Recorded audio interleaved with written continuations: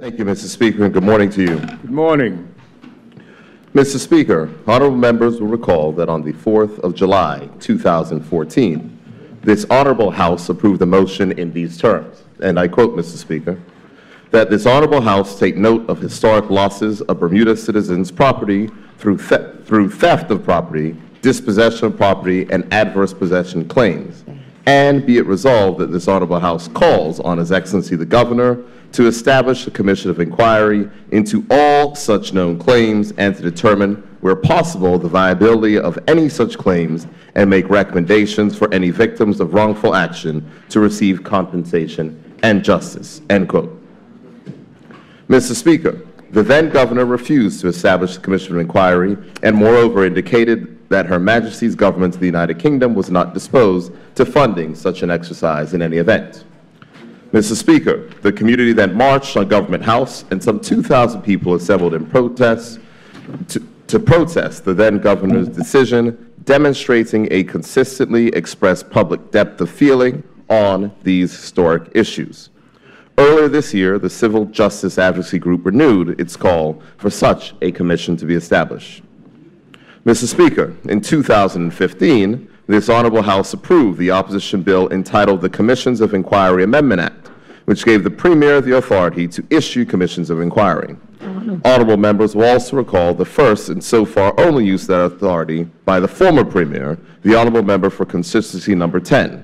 It is not forgotten that this authority was not used to appoint a commission which was passed by resolution of this honorable House. Mr. Speaker, truth can be uncomfortable. Unearthing historic wrongs may be inconvenient for some. It may be that Mr. Speaker, it may well be that some of those who were victims and those who committed wrongdoing have since passed on. But, Mr. Speaker, it is never too late for justice.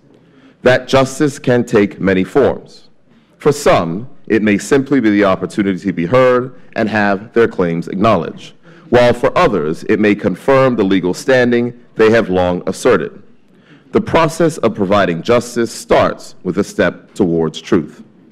Therefore, Mr. Speaker, I am pleased to advise this honorable House and the public that I shall establish a 5-member commission of inquiry to fulfill the mandate of this honorable House as expressed by the motion passed in 2014.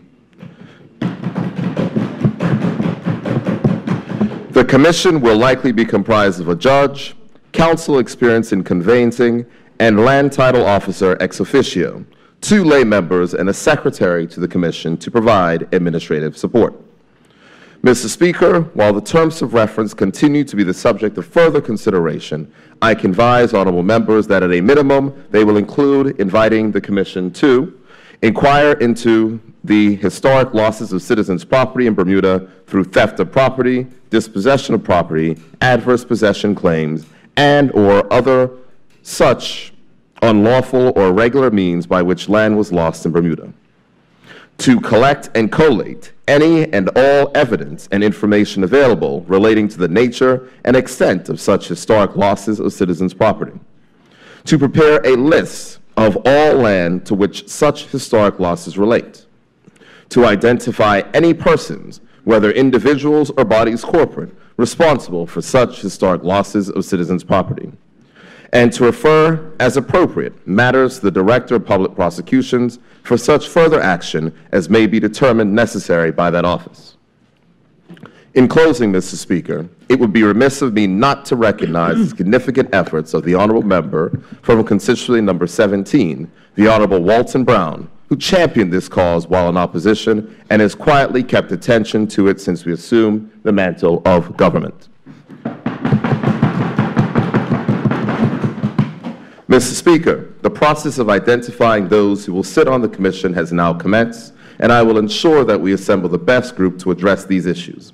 Additionally, the administrative planning will now start, and my hope is to revert to this honorable House during this session with further updates on our progress. Thank you, Mr. Speaker.